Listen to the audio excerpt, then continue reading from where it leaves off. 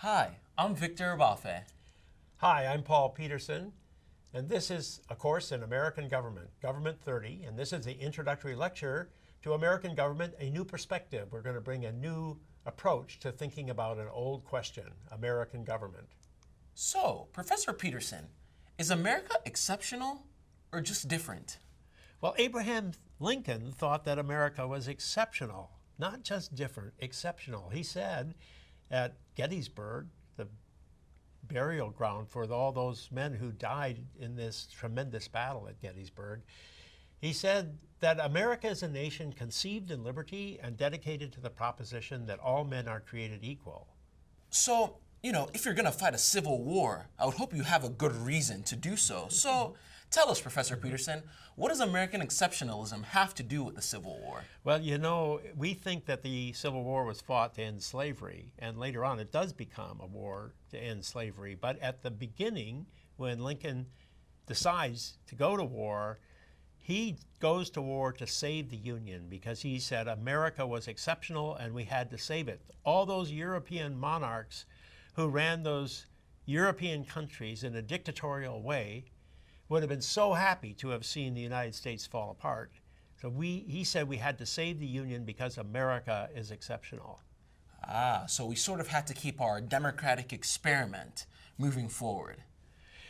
Yes, that's exactly what he said. So, with that, what are some other views on American exceptionalism?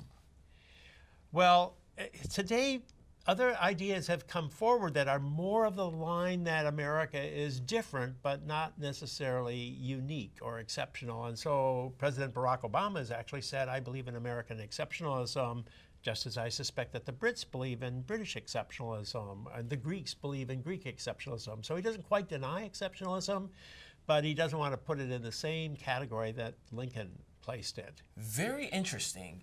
I wonder, how our diplomatic, rivals, such as, Vladimir Putin, how would he feel about American exceptionalism? Well, Vladimir Putin did not like the idea of American exceptionalism. He says it's an extremely dangerous to encourage people to see themselves as exceptional. There are big countries and small countries, rich and poor, those with long democratic traditions and those still finding their way to democracy. Their policies differ too. We're all different, but when we ask for the Lord's blessing, we must not forget that God created us equal. Very interesting. Not so enthusiastic about exceptionalism. So then, on that note, what facets of American politics are considered unique? Well, even if you think America is only different and not exceptional, there are still some things that just about everybody agrees upon. There are some things that are unique or almost unique to American politics. And one is our institution of federalism and the separation of powers. Another is our party system. And a third is our political culture. Awesome. So I guess let's break it down one by one. First of all, what's the difference in how power is divided in the U.S. versus, let's say, other Western democracies?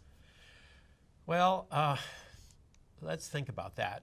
Federalism is a system of government that divides power between the national government and the lower tiers of government, and each are thought to be sovereign. Each are thought to be sovereign. And, most countries have just one government that controls everything. We have the national government, and then we have the government of Massachusetts or New York or California or Mississippi or Alabama. We have all those state governments, and then we have local governments on top of it, which aren't quite separate from the states, but still are another tier. That's federalism, and we're going to go into that in a lot of detail later on in the course. But there's also the separation of powers between the president and the Congress and the judicial system. So we've got a government that's divided up 6 different ways, and it's a very complex system, much more complicated than, say, the British system, where the king or the queen can really be in charge of everything, or at least her prime minister can be pretty much in charge of everything. Very, very interesting how that works out. I'm sure there are many battles that take place between these different sectors of government. Yeah, we're going to talk about that quite a bit. So, how does the U.S. Party system differ between the people that they will elect to all those levels of government? Well, that's another aspect of our political system that's pretty different from a lot of other systems. We have a system where we have two parties instead of many parties. Okay. And we have relatively weak parties. We have a good example of that now with Donald Trump actually capturing power, even though the party leaders of the Republican Party do not seem to think that's a very good idea. That shows just how weak the political parties are in the United States. Another example is Bernie Sanders makes a big challenge against Clinton, even though many of the leaders of the party, almost all of them, in fact, were very supportive of her. That shows you, again, how weak our political parties are. You wouldn't find that in many other countries. Interesting. So even when the institutional sectors of the party and the big money of the parties don't back you, you can still make a splash in there. That's right. And we also have elections that the one who gets the most votes wins. And that's a unique kind of electoral system, and we have to dig into that during the course of the term. Absolutely. So then, beyond that, what makes our political culture, with the people, different from other nations? Well, we didn't have an aristocracy. We never had a king. We never had a queen. We never had lords. From the very beginning, we celebrated liberty. So liberty was part of what the United States was founded upon. And with liberty came equal opportunity. And as a result, we have much less class conflict than in other countries. So we don't have a socialist party. We don't have a communist party.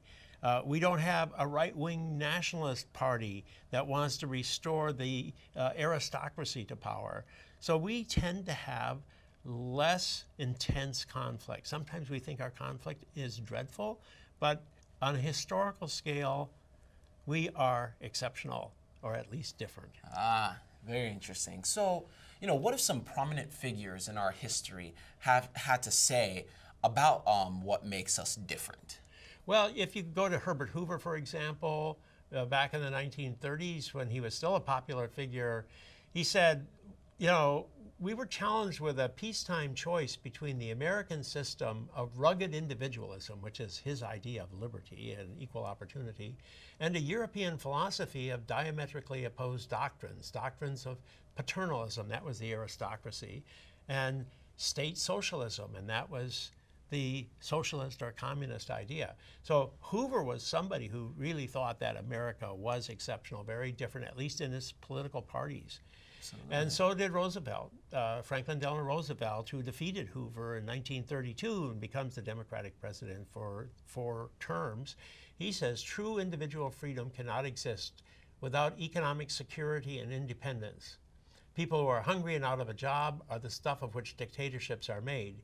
And so he really pointed to the fact that in the United States we had liberty, but we also had to have equal opportunity. We had to have opportunities to avoid the kinds of desperate situations that developed in many other countries around the world. Interesting. So regardless of who the figure is and how they articulate their ideas, there is a consensus that we believe in our individual liberties, right? And our right to strive for what we want. Exactly. Wow.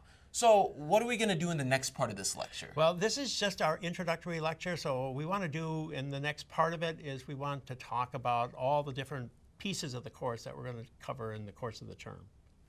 Awesome. Well, thank you all so much.